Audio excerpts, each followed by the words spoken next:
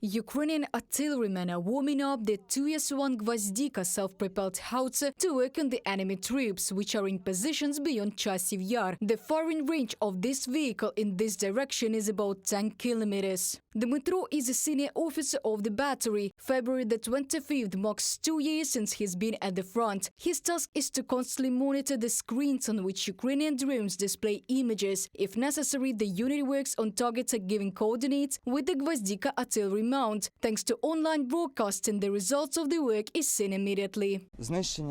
Destruction of enemy personnel and equipment. Our pilots find them and transmit us the coordinates, and then we work on those coordinates. Dmytro's unit is helping the Ukrainian infantry to hold back the enemy onslaught in the Bakhmut direction. The Russian army again launched assault operations.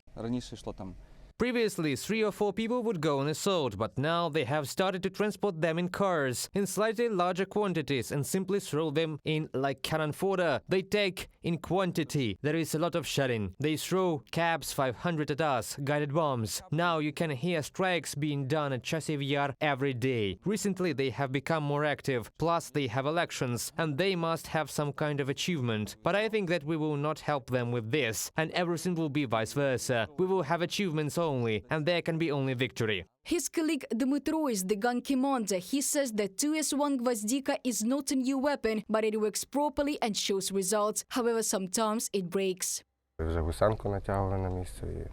The track was already put in place and the bolt wedge was sorted out. Everything was done, but we put the vehicle out of position. It didn't work, so we put it out with another one. You just have an order, you run to the car and work. Then, when you come back, you feel tired. You know that there are guys ahead for whom you are responsible. They expect us to support them. A lot depends on us too.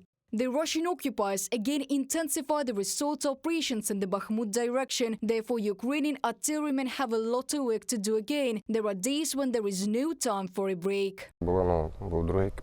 It was a couple of days ago when there was a different crew. The guys who stood there all day, they almost didn't leave the gun. They just came here and went into battle again, to shoot. Now things are a little easier for us, but we are always ready. You sit at night as you are, take off your shoes and wait, because you can run to the cannon and begin shooting at any moment. Andriy has been at the front for about a year. He says that he had not participated in hostilities before. When you get from civilian life to a military structure, at first it's difficult to adapt, the soldier says. From civilian life to army life is not what I would like at all. That is, there are always orders, instructions that you cannot fail to carry out, even if you don't like them. Before the new year, the unit could be engaged about 10 times a day. Now they have to fire 50 and even 70 shots per day. The servicemen held the defense in Klishchiivka, Andriivka and now in the Chasiv Yar area. They say the landscape here is not favorable, which makes camouflage difficult.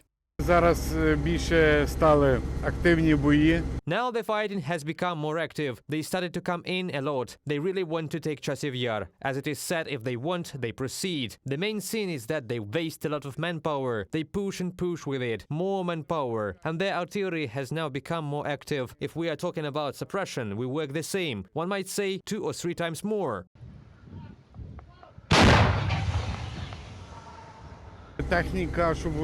In order for the equipment to work properly, it must be warmed up. And since it is freezing today, it's better to warm it up so that when we need it to work, the equipment is always in good working order. A serviceman with the Lev call sign has been at the front since 2015. He says that he would really like to try to work on foreign artillery installations, but he manages to give a worthy rebuff to the enemy on Gvozdika as well.